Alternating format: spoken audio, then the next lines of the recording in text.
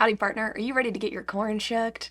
I can't say I'll be providing that level of service today, but I did read 48 new romance releases for 2024. I'm hoping that in listening to me talk about them, you will be able to find a couple to jazz your jollies. If you're new here, I'm Chandler, and I like reading books from lists and telling you what's good and what's bad. The list today is one from Goodreads, compiled from readers' want to read shelf. So if it's a popular 2024 romance title, chances are you're gonna see it here on this list. My goal is to let you know what the book is about, what the vibe is of the book, and let you know where it ranks for me on my newly patented, for this video only, scale. First up we have Fave, of course, you know, the best of the best, the books that I've given 4 or 5 stars to. Then just a bump below, we've got Fresh, which are books that did something new but aren't quite all-time favorite material. A bump down from that, we have Fair, which are books that will probably find an audience amongst unseasoned romance readers or people who are looking for something very specific. There's a book for everyone, right? And then lastly we have Flop, which I believe is fairly self-explanatory. Prepare yourself for a thrilling adventure and some fast talking. There's a gear button in the lower right-hand corner if you need to adjust the speed. If you cannot keep up, without further ado, let's go. Now this list is broken up into 3 different subcategories, which I did actually kind of appreciate as I was perusing this list. First up is the contemporary romance category, everyone's favorite, just kidding. Romantasy has really had its heyday this year, but I first and foremost am a contemporary romance lover. Starting off with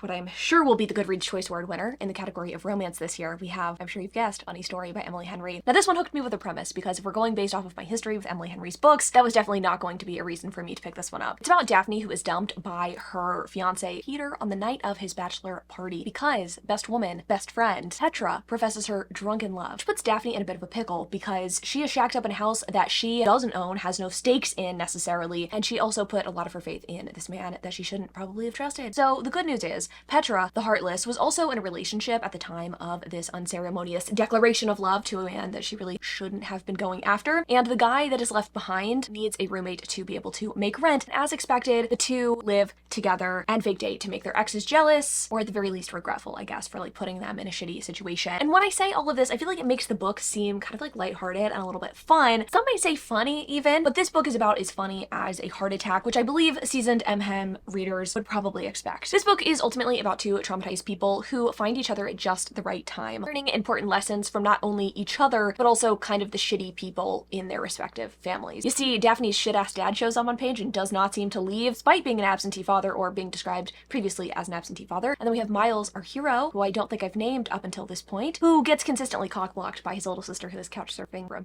big portion of this book. And listen, it might sound like I'm dogging on this book, and you're kind of right, woof woof, but I appreciated that the hero in this book wasn't the typical flat Stanley, whose only traits are heroin-pleasing and coochie eating, like most of this author's others. Sure, all the characters were annoying, and sure, I maintain that people we meet on vacation is just unmatched, and probably will always remain that way. This one, I can begrudgingly call fresh. Like Emily Henry, some authors love to stick to a formula, changing the dressing but keeping certain elements consistent from book to book. Sometimes this works for me, but more often than not, I'll get introduced to an author and love the book that I pick up for what I consider to be unique elements, and then I pick up another book from them and I'm kind of left wanting, which is what happened with A Love Song for Ricki Wilde after adoring 7 Days in June. Our heroine Ricki is an heiress to a chain of funeral homes, along with her elder sisters. While her sisters are all in on the family business, they run like their own branch of the funeral home, Ricki is less sure of her future. She's really obsessed with floral design and really wants to make a name for herself and open up her own shop. And due to some happenstance, Ricki ends up opening her own shop in Harlem, renting from a sweet elderly woman who just wants to see Ricki succeed. And all is going to plan until a mysterious man crosses paths with her and shakes up her plans even more. Additionally, we've got another point of view from a man during the Harlem Renaissance trying to make a name for himself in music. And so you're seeing some parallels between Ricki and this gentleman in the past. And I have to say, the Harlem Renaissance time period and the plot line I really did enjoy. But the 2 disparate storylines do converge, and when that happened, I can't say I was particularly impressed. Because here's what I'm discovering about this author. She really enjoys the concept of fated mates, this idea of connection that cannot be described with words,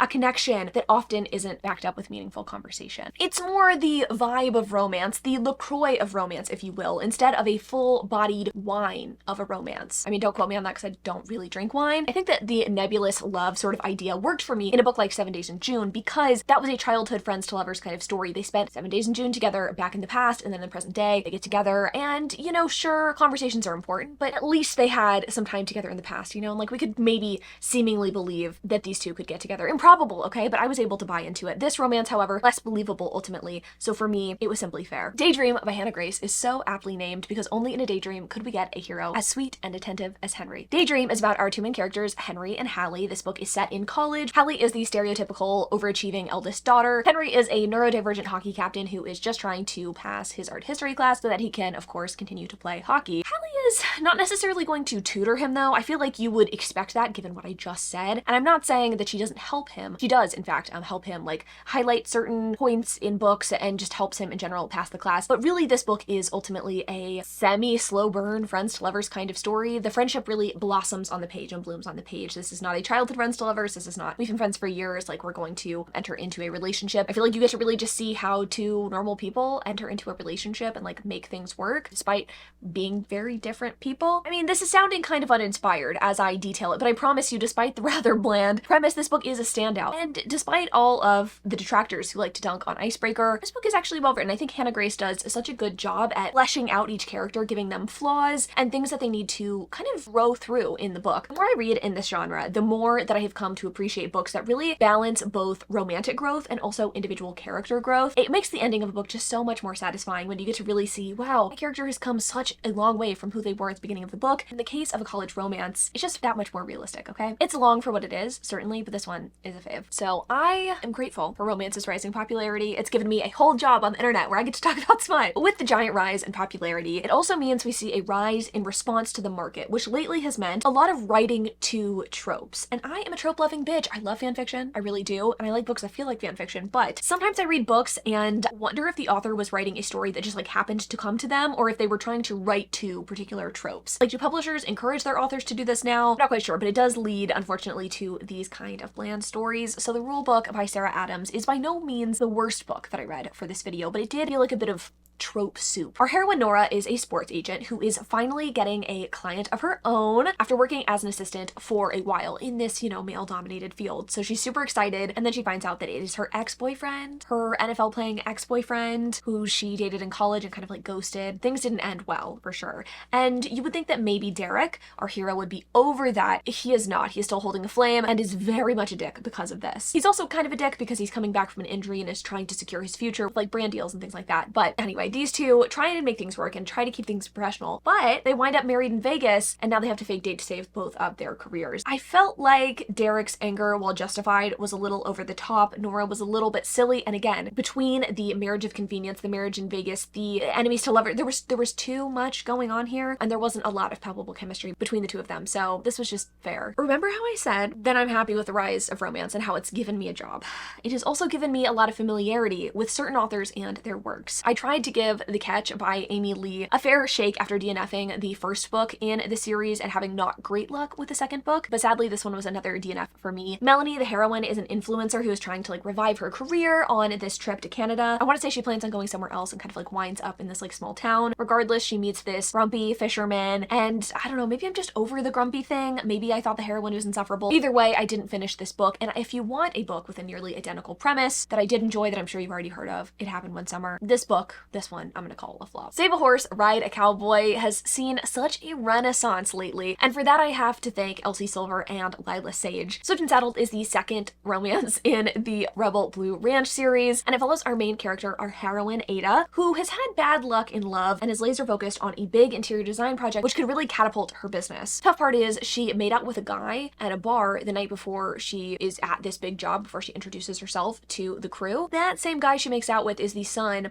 of the guy who owns the ranch that she's renovating, okay? So the rest of the book is just this delightful dance of will they, won't they, led primarily by our golden retriever hero, Wes. The book is really, really solid start to finish. There's not a lot to criticize here. There's characters who are really real, romance that was really tight, page length that wasn't overwhelming. The only thing that was missing for me personally was just that intangible it factor. I think that I can probably chalk up to the early tension breaking kiss in the beginning. Regardless, this one was fresh. Did someone ring the dinner bell? Because we have a winner chicken dinner on our hands, folks. Brought to you by the cupcake lady herself, Abby Jimenez. For the Summer is one of those books that on the surface feels tailor-made for elder millennials. Hero and heroine named Justin and Emma, Reddit meet cutes, dates that involve petting kittens, and I don't mean in a sexual sense. If you look past the semi-cringe window dressing and the first couple of chapters, you are going to be absolutely fucking taken with the romance on display here. Basically, these two meet because of a Reddit post, but they quickly develop crushes on each other because of the way that they communicate. They send pictures, they send jokes, they send messages that evolve into Justin, our hero, trying to convince travel nurse Emma to come and visit him in Minnesota. Neither are really looking for anything serious, but at least they could have a few weeks of fun with someone who they are compatible with. But once Emma gets to town, Justin pretty quickly realizes that his feelings run deep, even if Emma isn't totally convinced due to past trauma. Because her mom is a totally unreliable flake that left Emma untrusting and unable to put down roots, and Justin, for his part, is in charge of taking care of his younger siblings while his mother serves a prison sentence. Like I said, shit is definitely realer than you would expect at first glance. And that makes for an intense book. You probably don't want to read in public unless you're a public crier, and in which case, more power to you. This book really walks the fine line between women's fiction and romance. I think that what keeps this one more in the romance category for me, though, is the way that the characters' lives and traumas really played into how they handled themselves within the romance, rather than how those things were affecting things outside of their lives. I can't say enough good things about this book. It is so far my best of the year. This is a favorite, hands down. It's not often that I am surprised by romance anymore, but How to End a Love Story has a premise that I can honestly say I have never read before. Our heroine Helen is hyped because she gets to be in the writer's room and help bring her series of YA novels to the TV screen. And she gets to work alongside a super talented team of writers, like our talented hero. Only trouble is, our hero hit and killed with his car our heroine's younger sister back in high school. Now, technically, she did jump in front of the car, but Helen and her family still hold some feelings of resentment and unease towards Grant. How is Helen gonna work with the guy that hit her sister with a car? Read this book to find out. The tone is pretty, I would say, melancholy and like Emily Henry-esque. In fact, I think this author is actually writing the screenplay for an M-Hen adaptation, which does check out. Both characters in this book are in kind of a shitty headspace and don't really feel like they are in the right place in their lives for a fair amount of the book. And also a fair amount of the book is just these two arguing, but then also having sex that was sort of incongruous with the rest of the story. Not like whips and chains or anything, but more strangely erotic for how sedate the rest of this book was. It wasn't awful by any means, and at times I did find myself excited about it. I think there's like a particular scene with a scrunchie that I found particularly titillating,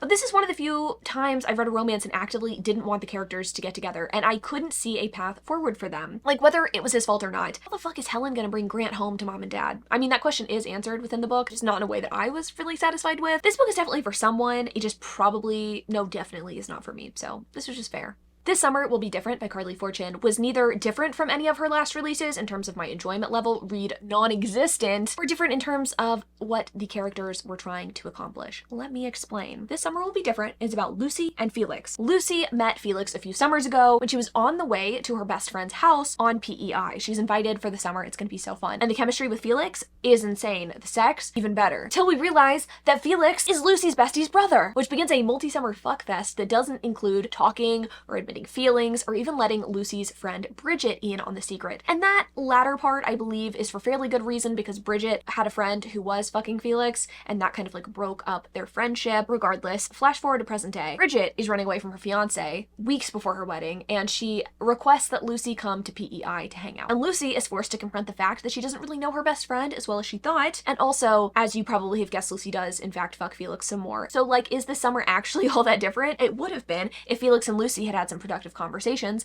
but that would be bland and boring even. Instead, we're forced to relive past summers and past hookups, and then the present, where the only thing I remembered really is them visiting the Anne of Green Gables like historic site or museum or whatever. Also, Bridget's reveal, the thing that she's like keeping from Lucy, is super stupid and predictable, and I'm batting 0 for 3 with this author's books at this time, so I think I'm officially giving up until one of you convinces me that one of these books is just like out of this world and worth my time. Floppier than a dead fish. It pains me to hate on one of the only queer books on this list, but I really did not vibe with Late Bloomer by Maisie Eddings. This is another situation where I think I need to accept that an author's work is just not for me, and also Goodreads needs to accept this by not making me read stuff I don't want to. That's literally never gonna happen, and I'm gonna probably continue to read this author's work because I'm a completionist to my core. Anyway, this book is about Opal and Pepper. The setup is pretty cute. Opal has a dead-end job and is the world's biggest fucking doormat at the beginning of this book until she literally wins the lottery and is deciding what to do with this money and what to do with her life. And what better plan and what better place to paint shoes use, which I think is what she wants to do, than a flower farm that she buys sight unseen. Trouble is, not seeing the farm means that she didn't understand that the farm was sold to her by a flighty mom, and her more grounded daughter is living on the property, still reeling from the death of her grandmother who lived there before the farm was sold. So Pepper is not super jazzed that Opal's there, and she's even less jazzed at the prospect of sharing a house with a stranger until they can come up with a better arrangement. But as the story carries on, their bitter arguments turn into even more petty arguments, broken up by what I presume are supposed to be sexual or romantic moments. It just didn't really land that way for me, unfortunately. It feels weird to complain that a book with this much arguing had too little conflict, but I am going to make that argument because this book had a lot of bickering, but not a lot of stakes. The angst was lacking, and the big competition at the end of this book that is supposed to be the climax of the story felt like a total afterthought. On their individual merits, the characters are totally fine, but I just didn't see them working as a couple, so this was just fair. Gonna say something controversial. I think that Kennedy Ryan should be automatically disqualified from list videos or rankings because her work seems to defy all logic and standards. She makes even the most seasoned romance authors look like amateurs, and thank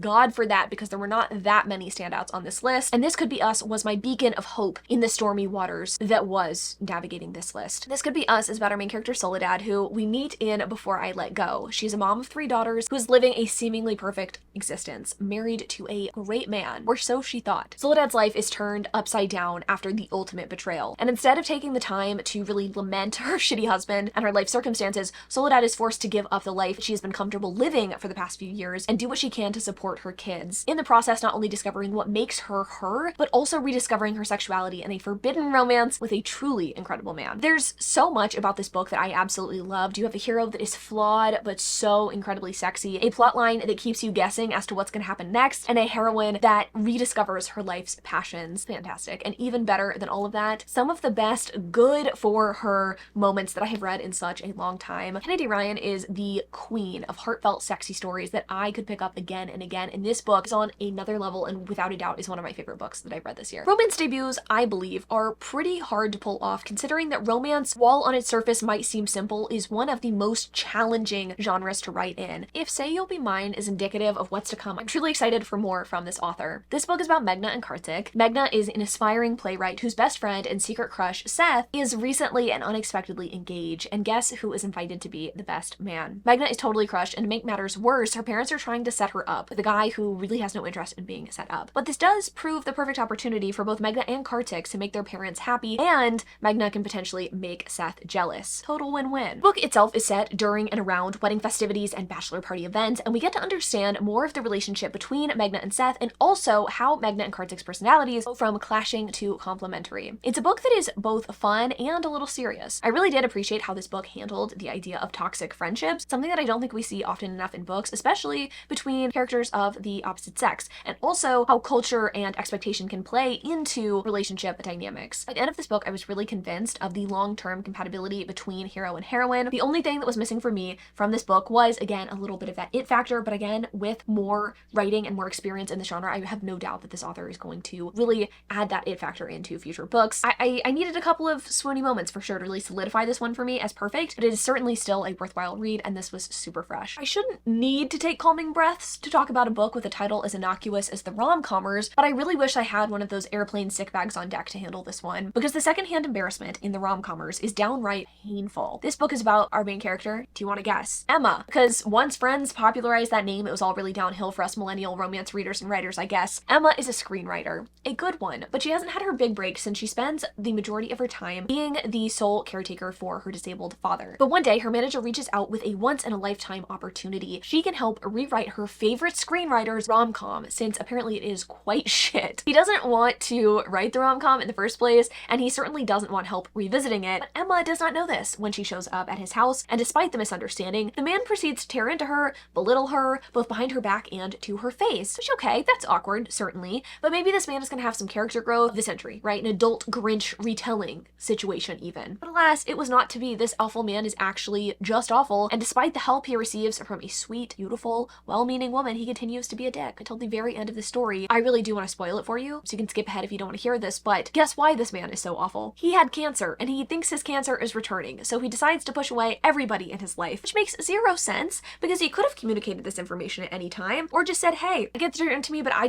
don't really want to have a go at this, instead of talking shit about her to his ex-wife, and just generally really being a dick about her skill. I want to use my beautiful sprayed edge copy as kindling. Flop, flop. Floppity flop. I really wanted to enjoy the Breakup Pact because this author's social media presence is giving fun and quirky. The book, however, did not. It's a fake dating book that wasn't very memorable, following a hero and heroine who both get publicly dumped online. It's like a TikTok thing, I believe, and decide to fake date for revenge and also for publicity for the heroine's failing tea shop. It just didn't do much with the parts. I think it wanted to be equal parts funny and heartfelt, but I really could not understand what our hero and heroine were trying to accomplish, both in a romantic sense and in an individual sense. Like, our heroine is trying to revive this tea shop that she actually kind of hates. It didn't make a whole lot of sense. Also, since these two knew each other in high school, the author relied, I think, a little bit too much on their shared history as explanation for why they were well suited. It was just sadly so bland, and I think even those looking for an easy breezy fake dating romance could find much better out there. This is a flop. The Takeover isn't a debut, but kind of read like one from the amount that I did read of this DNF. It's about our main character Nami, whose life is kind of spiraling in every aspect, professional and personal, when in comes her high school nemesis, Jay Lee, who is going to, I think, try to take over her startup, hence the title of the book. I have the audiobook of this checked out from my library, and free plus listening with my ears instead of reading with my eyes usually all but guarantees I will finish a book, but this was just not it for me from the start. Heroine wasn't super sympathetic, and the intro of the hero was just not getting me excited, so this also was a flop. Some authors are predictable, some authors are not predictable, and some authors that you thought were predictable become not so predictable. Ellie Hazelwood proved this year that she is very much not predictable, with not one but two books that are totally different to the ones that she has published previously. Maybe not totally different, as the heroine in this book does have sort of like a STEM-leaning career field, but Not in Love is different in the sense that it is what you might call an erotic romance. Rue, our heroine, meets our hero Eli on a dating app that is purely being used by Rue for hookups. She's not in the market for a boyfriend, and she doesn't even have a particular interest in casual dating. She just wants to scratch a vaginal itch, and not like the infection kind. Anyway, enter Eli, who does not actually enter Rue upon first meeting because of some stuff that ends up coming up in that like first scene where they meet, but both are intrigued by the other, even if they're probably not going to meet up again. Good news, of course, is that they do end up meeting again, even if the circumstances are less than ideal. You see, Eli is trying to take over the company that Rue works for, which isn't super great because Rue actually loves her boss, who is the founder of this company. But she sleeps with the enemy because the dick is in fact fire. And they do it quite a bit, extensively, and in great detail, even. That and the tone of this book, I think, made this book very different than others by Allie, and I personally appreciated it. I think it's an incredible flex to be able to write a book full of hookups that actually drive the romantic plotline forward. You see, normally, especially nowadays, in sex-heavy romance, we get a bit of will they, won't they, up until about the 60% mark of the book, and then boom, we're humping and talking, but more humping in creative ways until conflict and resolution. This book, however, sex happens much sooner in the storyline and more frequently, and is the vehicle to connect these two. Rue is just not a very forthcoming person because of some of her past trauma, but she does come forth and come, and by doing that, Eli is able to glean things about her and her personality. They do, of course, have some conversations, both before and during sex, and I don't know, it was just really cool to see Rue confiding in Eli. It's one of those books that is a little melancholy for sure, and probably works really well for you if you were the kind of girl who like frequented Tumblr and felt deeply misunderstood, even if you were just like other girls and just hadn't quite figured it out yet. Anyway, this was a favorite for sure. The trouble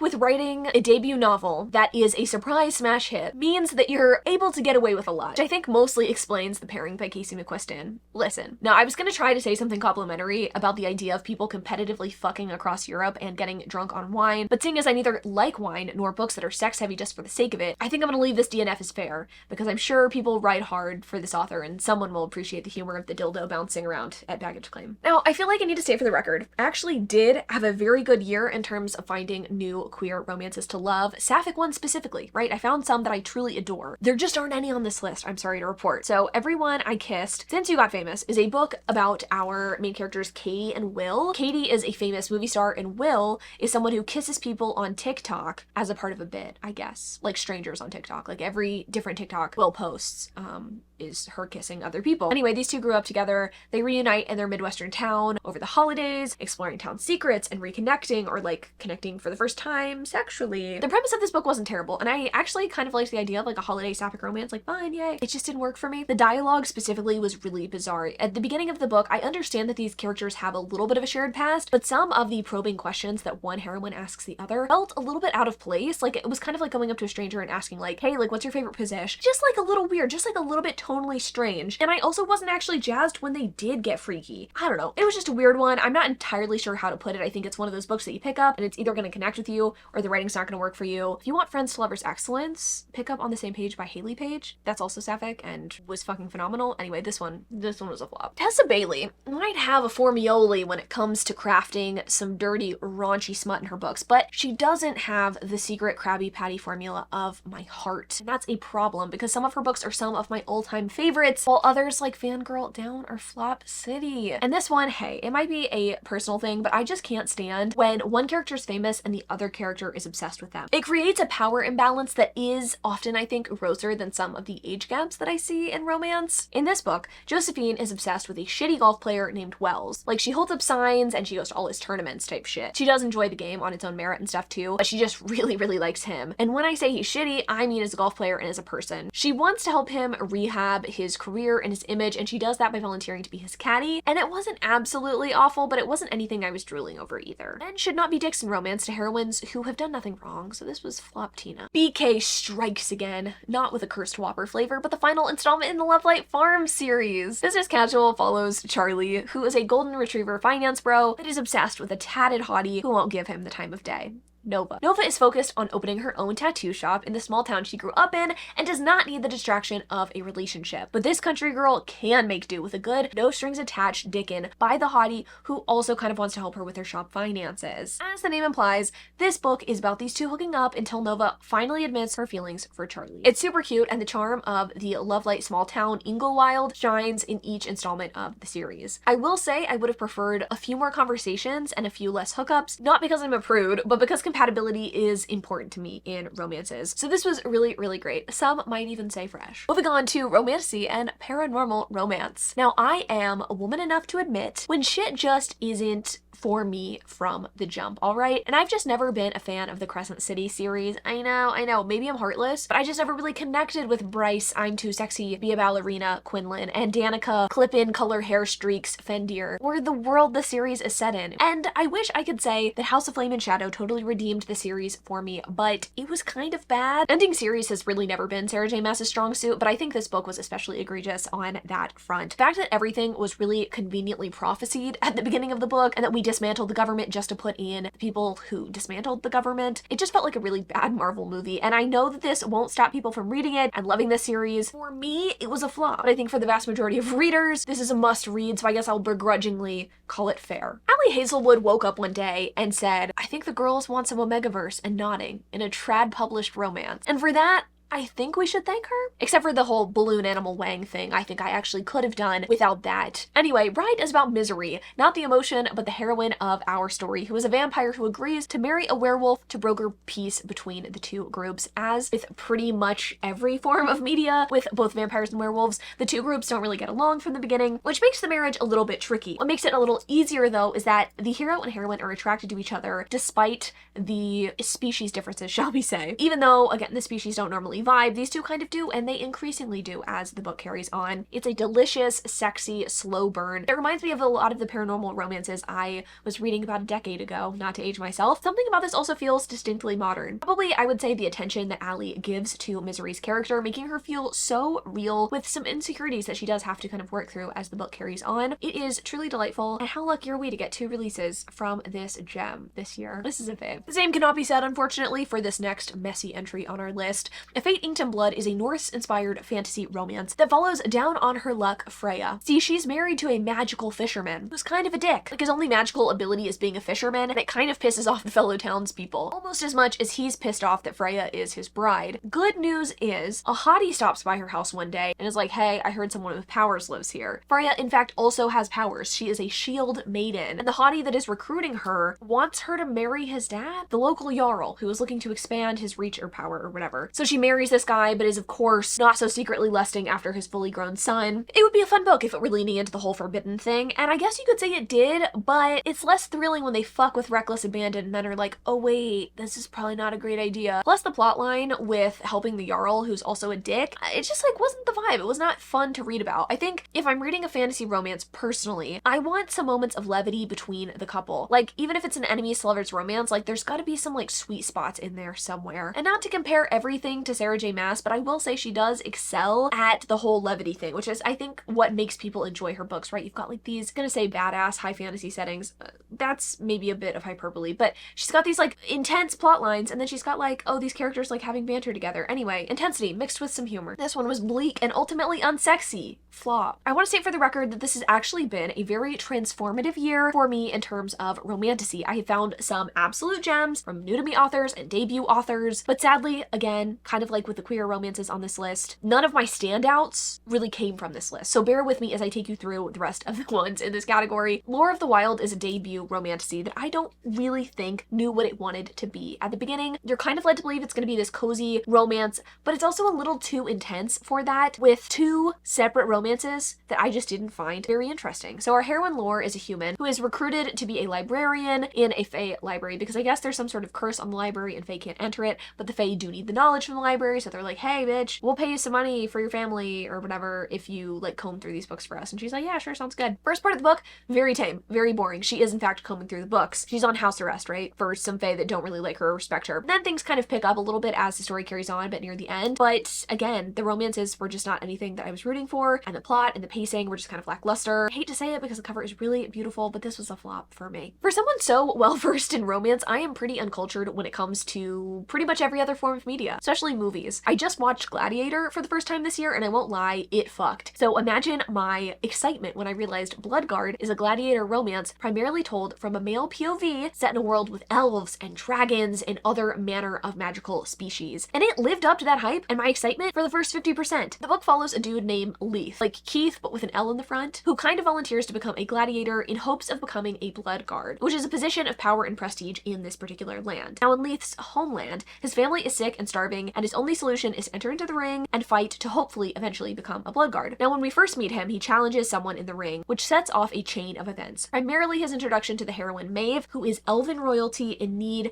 of a husband. Now her uncle is currently the regent of this particular land until she turns 21 and marries, but her fiance just got whacked. You know what I'm saying? He challenged someone in the ring and he killed someone. Yeah, it was her fiance. Anyway, her options are pretty limited now because there's not very many eligible men of the aristocracy. And so she approaches Leith and she's like, hey, I'm gonna help you in the ring because there's like multiple different little battles he needs to do to become a Bloodguard. I'll help you in the ring if you decide to marry me after this. And he begrudgingly agrees. Great setup, lots of action from the beginning. I was really excited to see what would unfold. There's flirty banter. There is just like really great, genuine getting to know you moments. But seemingly out of nowhere, Leith just goes all, I love you, bitch. I ain't never gonna stop loving you, bitch. And he and Miss Maeve bump and grind just very abruptly out of nowhere. It's like 1 second Leith is in the arena and the next second these two are just, you know, smacking their body parts together. And like, I just didn't really feel like the pacing worked for me after that. There's very much like, I'm just so in love with this woman kind of vibes. It felt very incongruous with the rest of the story thus far. And the plotline just got kind of weird and uninteresting, and that sucks because good groundwork had been laid. Not terrible, right? Not a flop. Fair. Something that greatly pains me is when a book is truly good, like great plotline, great world building, but it doesn't accomplish what it sets out to do. And that is really, really stark in Faebound. It follows our main characters Yurin and Lettel, who are elven sisters. Yurin is older, and at the start of the book, she is given a new role in the elven army as a commander, which is awesome. She's been working towards this for a while now. Except she messes up pretty quickly after getting the job and ends up getting exiled from her land. Lettel, the younger sister, is a diviner who sees visions, and her visions are telling her she needs to follow her exiled sister. But when Lettel and Yurin's second in command finally catch up to Yurin, they find themselves also captured by the Fae, who are thought to have long been dead by Yurin's people. Like in this world, in this society, the old stories talk of elves, Fae, and humans living together, but it seemed like only the elves were around, right? And fighting with each other, we just assumed that Fae and humans had been dead for like thousands of years, but no, Fae are very much real, and now Yurin has to face her fate amongst foreign people. It's the kind of fantasy situation where everything you thought you knew is not only not true, but also has been actively harming other people. Kind of a mindfuck, and very well executed. Loved this world. I thought the politics were super interesting. What wasn't, though, was the main romance between Yurin and one of the Fae. It was supposed to be enemies to lovers, but it wasn't only a poor example of that, it was just a poor romance all around. It was just lacking in chemistry, and when the romance took off, I just like didn't feel like we could escape it, which was frustrating because I loved so much of the book up until that point. So as a romance, it was a flop, but as a book, I have to call this one fresh. Similar to Faebound, The Emperor and the Endless Palace had an incredible setting, but this one differs from the last book in that not only was I not a fan of the romance, but I also didn't totally love the plot. It's a book that is really heavy on soul, reincarnation, finding your love in any lifetime. You've got 3 different timelines specifically. 4 BCE, with a courtier who is supposed to seduce an emperor. Then you have a plotline in 1740, where an innkeeper is helping a stranger find a mysterious medicine that he needs. And then you have modern day LA, where a college student meets a handsome stranger that he feels like he has just known before. I'm just not a big fan of romances like this because I think they rely too much on concepts and not enough on communication. A lot of the romance hinges on the idea of we've known each other before at the expense of actually getting to know each other in the present. And I just didn't really love the writing either. A lot of people, me included, kind of clowned on the use of pounding his pink plum. But aside from that, the writing just felt a little bit too removed from the characters instead of making you feel like you were close to them. So I DNF this book, but I do think this book is unique enough to be fair rather than a flop. This is definitely a me problem, or at least I think it is, since I've never heard anyone else express this, but I get a little taken out of a story when I can't see what the vibe the author is trying to go for is. It usually happens when something that is familiar to me, like the concept of vampires, is Frankensteined with something that is not traditionally put with that, right? So A Dark and Drowning Tide, I thought was going to be an academic, rivals to lovers story with some magic thrown in, but it's not actually a modern day story. It has a semi-historic feel with kings and queens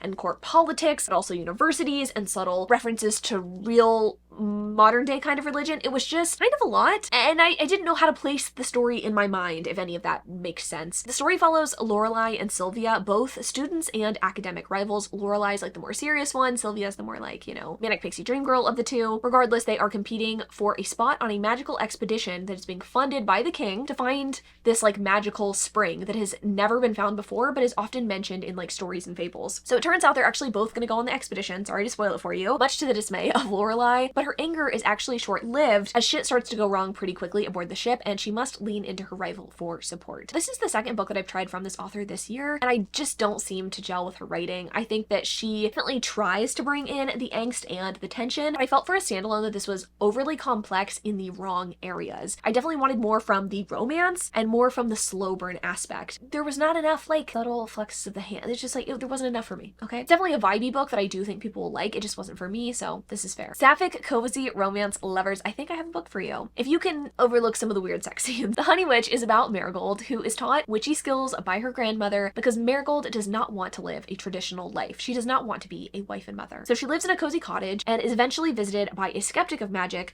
who she falls in love with, despite the curse that says any honey witch will die if they fall in love, which is where the weird sex thing comes in. Marigold and Lottie, the skeptic of magic, be banging, but afterwards and also kind of during, Marigold is in some sort of pain. Weird sex aside, this was pretty sweet. It has some kind of empowering messages about being a woman, a cute setting, and despite a kind of intense climax, no pun intended, vibes were pretty low stakes. So I think if you want something that feels cozy, pick this one up. I didn't love it personally because I like a little bit of more stakes and tension, but it was fair. I think that book marketing misses the mark more than we realize, but it is so apparent in the marketing for Remedial Magic. You look at the cover of this book and the synopsis, and you think it is going to be a dual POV romance between 2 women leaning into the cozy fantasy trend. But it's not cozy, and there are at least 5 points of view in this story. Basically, there are witches living among us with powers that they do not know they have. And witches back in this magical land named Crenshaw come into our realm to snatch up people with magical abilities, take them back to the magic realm, and put them into a sort of magical community college to learn more about their skills and their power. At the end of their training, their degree, if you will, they're tested, and the powerful will help Crenshaw,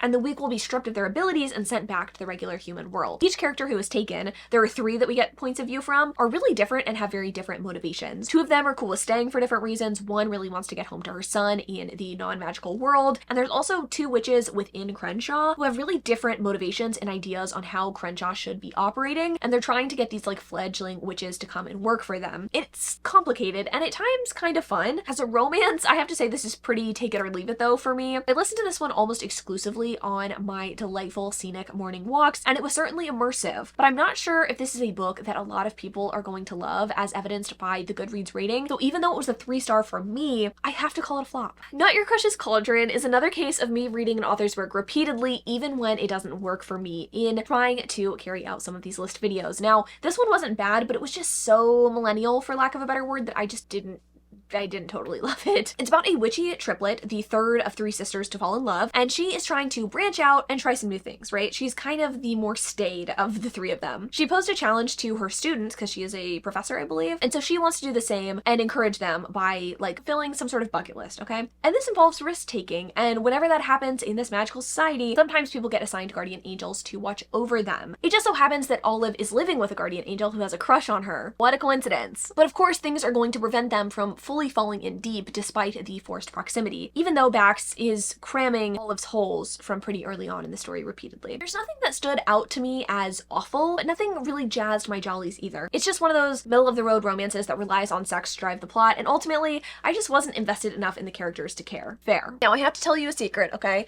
before I move on to the historical romance section, and that is, I did not read 5 of the books that were on this list, 3 of which I did not read because they are sequels to other books, and as much as I am a committed patron of the arts over here, I just didn't really want to invest time into reading 2 to 5 books in a series just so that I could say, you know, whether a book was worth it or not. So those books are as follows. A Touch of Chaos by Scarlett St. Clair. I think that's like the 5th book in this retelling series that I don't give a shit about. Promise of Peridot by Kate Golden. I did read the first book. It was very bland, so I didn't read the second one. And The Hemlock Queen. And then there were 2 books on this list that have not been published yet and keep getting pushed back. Like, they have publication dates that are either like in 2025 or late 2024, and they just like keep getting pushed. And I'm not convinced they're ever going to be published. First up is The Last One by Rachel Housel Hall. And then we have A Witch's Guide to Magical Innkeeping, which is the much anticipated follow-up to a book that I actively disliked. So let's move on to historical romance, shall we? All right, the concept of a sapphic parent trap historical romance is no doubt iconic. And I wish I could say that the execution of Don't Want You Like a Best Friend was better. This story is about our 2 fast friends, Gwen and Beth, who meet in a ballroom, I believe, and whose parents are both single and used to be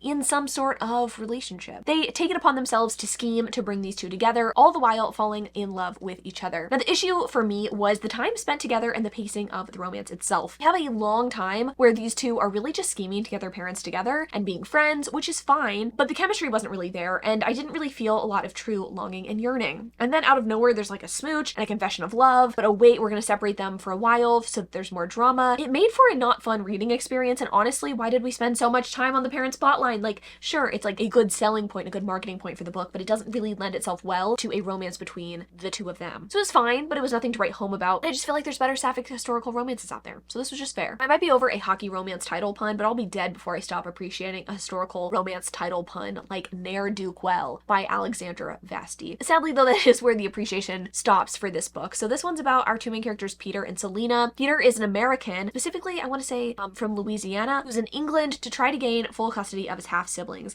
But the trouble is, he is American, not really living up to English standards of propriety. So he needs to find a way to impress courts so that he can gain custody of these kids. And what better way to do that than to have a respectable bride? So he enlists the help of Selena, who's very respectable, except for her smutty circulating library. And she knows because of her circulating library that not only does she have to keep this a secret, but she also can't fall in love with him because it would just make things too complicated and could potentially jeopardize his custody of the children. Anyway, you've got the wrangling of children, you've got the find a bride challenge, you've got custody battle, you've got Selena trying to stay out of jail. It's just a lot, honestly. And because there's so much going on, I feel like the romance didn't have as much time to blossom in quiet moments as it needed. And while I did like Peter's character and I had fun enough time with this one, it just wasn't enough to propel into fresh territory. So this was fair. The Lord knows that I have suffered through not 1, not 2, not 3, but 4 Martha Waters books before picking up the 5th in the Regency Vows series. And God decided to give me a 4-star romance as a treat because he knew that I needed it. Have you been craving a historical romance lately with a hero who is down fucking bad for the heroine? I'm talking like Anthony Bridgerton levels, right? Look no further. The setup for this one is a little weird and maybe a little bit far-fetched, but basically, Sophie is recently widowed and her little sister is madly in love with a guy who really wants to get engaged to her, but the little sister like doesn't want to get engaged until Sophie herself is happy again after being widowed, okay? She wants Sophie to find someone as well. And Sophie is really not looking for love. She's loving her single life, but she cooks up a plan to become engaged to an old flame so that her sister again will like marry the guy that she should be with. The trouble is that that old flame is still burning very hot and West has really not ever gotten over Sophie. I think they were actually engaged at one point. She married someone else. They were pulled apart by both a tragic accident and West's meddling father. Both are things that they have to like fight against, I guess, in present day. And it might be a silly setup, but the emotions were definitely not silly. I think it's really hard to pull off a second chance romance because you always run the risk of not explaining the chemistry and connection well enough on page and relying too heavily on the past ass explanation. It just wasn't the case here, and you have lots of good conversations and yearning, and it was just fucking hot, frankly. After all I've been through with the series, between the 2 stars and the DNFs, I'm pleased to report that this is actually a fave. The Lily of Ludgate Hill is a book that I hardly remember reading, but Past Me left a Goodreads review that said, and I quote, "Watching turtles have sex would be more fun, so I have to trust Past Me's judgment." In seriousness, from what I recall of this book, it was actually very similar to the last in terms of plot. The execution was lacking, and this one really dragged. It's a very long book, so this is a flop. If you hate kids and romance, I have the book for you. All's Fair in Love and War follows Georgina, who is a trained governess working for a naval captain. He is left with his sister's 3 unruly children while she travels abroad,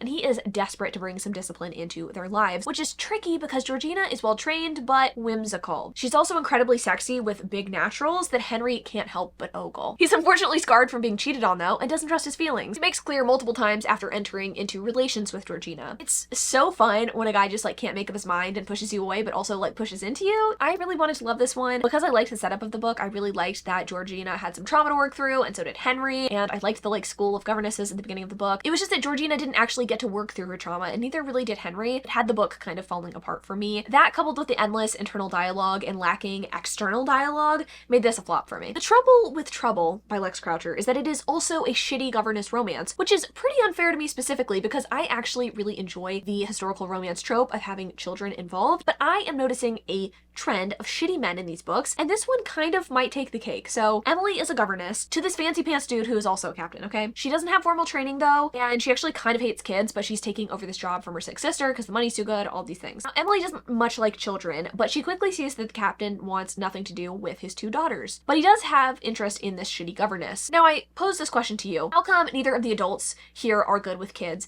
How does Emily eventually become okay with them? But the captain never really does, even though those are his crotch fruit. How are we going to root for a romance between her and this shitty dad? Like, I've heard of single dad romances, but I don't think I've ever read one where the dad is like actually a bad parent. It totally took me out of the story. The romance doesn't even come in until way late in the book. It was a flop. Spy Kids, gather round, because Isabel and the Rogue might be the historical romance of your dreams. We've got, wait for it, Isabel, who is a Mexican heiress in England doing spy work to help her people fight off the French. Her hunky hero Sirius is a spy too, and he is trying to get intel into French happenings for the British. So Isabel's spying in ballrooms and trying to be sneaky, but she gets swept off her feet dancing and in conversations with Sirius. Great banter, great chat, sick dance moves, and they're both spies. It's just a match made in heaven, honestly. I really liked this book. It's not often that we get historicals with characters who aren't either white British people or white American people, and I loved the way that Sirius was obsessed with Isabel too, because Isabel is described as not being traditionally beautiful, especially for like Eurocentric standards. If there's one thing that I hate, it is when a heroine is described as unconventionally attractive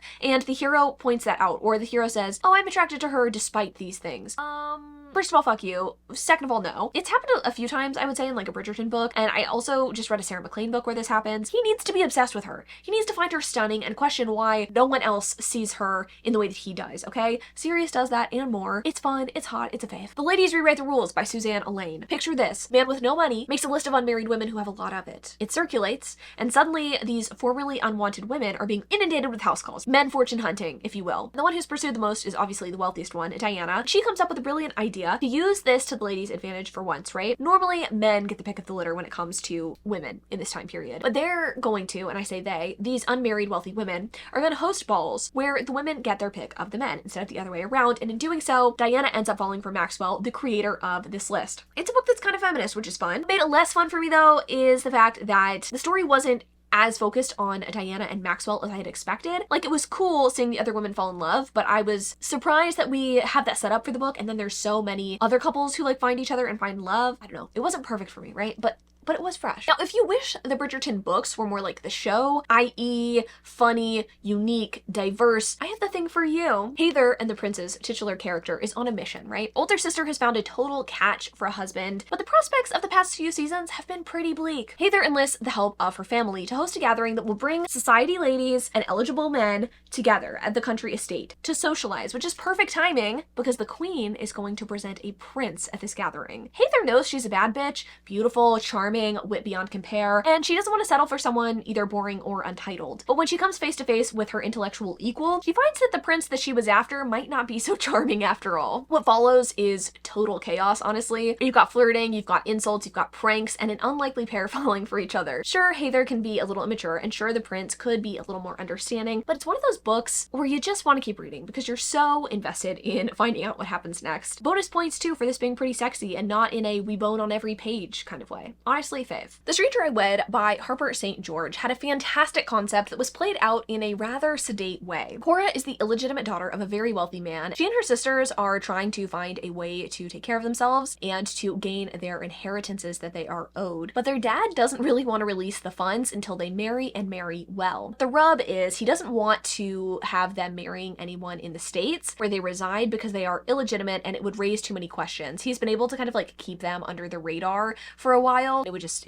be too difficult for him. So Cora and her sister want the money that they're owed. They're not going to give up so easily. So they go to England to find titled gentlemen to marry, and any man will do. So Cora ends up married to a guy who really needs money, even though he does have a title. His name is Leopold. I don't know, the setup of this was really great, but the romance after the wedding was not. I just did not feel the chemistry, and honestly, the stakes were just kind of over after these two got married. They sort of had to prove that their love was legitimate to her father, but he didn't honestly even care that much. It just never became fun. This was a flop. I hate a lot of things, as I'm sure you can tell from watching this video, and I especially hate when I pick up a first book from an author that everyone seems to love and I actively dislike it. It makes me feel needlessly contrary, but there just wasn't anything redeeming about Always Remember by Mary Balogh. Our heroine Jennifer is disabled, and from the beginning of the story, everyone really discounts Jennifer and her wants and needs because she is disabled. Her family loves her, for sure, but they don't seem to think that she is capable of finding love or having a family, which are some of her greatest desires that she doesn't feel she can share with them. She ends up in a forbidden romance with a guy below her in social station who I think we're supposed to think is helping her come out of her shell and stand up to her family. The way in which he does that feels a little bit ableist to me, namely insisting that Jennifer, who uses a wheelchair, could walk if she got the proper braces, going so far as to ignore her wishes and get braces made even though she does not actively want them. I appreciate, or I can kind of see, that the hero cared for her and wanted to encourage her independence, but the way that it was written really made it feel like the author did not do enough research into disability before writing. A wheelchair is a perfectly great way to enhance independence in someone's mobility. It was just really frustrating to read that. I am far from an expert, but it left me with a bad taste in my mouth. This was a flop. I really hate ending with this one. I don't dictate the order of these books, the list does. The Duchess by Sophie Jordan is a romance about a widowed woman who just wants to be left alone after the death of her horribly abusive husband. Unfortunately, she didn't realize that once her husband died, the title passed to a distant relative, and she's no longer welcome in her own home, unless she agrees help this guy's unpolished sisters enter into society. Not only is the hero a total asshole from the jump for seemingly no reason, but there are repeated flashbacks to the abuse the heroine suffered at the hands of her abusive ex. And I just don't understand the purpose. That's not to say that I don't believe that you can show domestic violence in a romance or that you should never make reference to it, but to have these romantic moments broken up by individual chapters showing this heroine's abuse in the past is deeply unpleasant, frankly, and I was left questioning why the author thought this was a good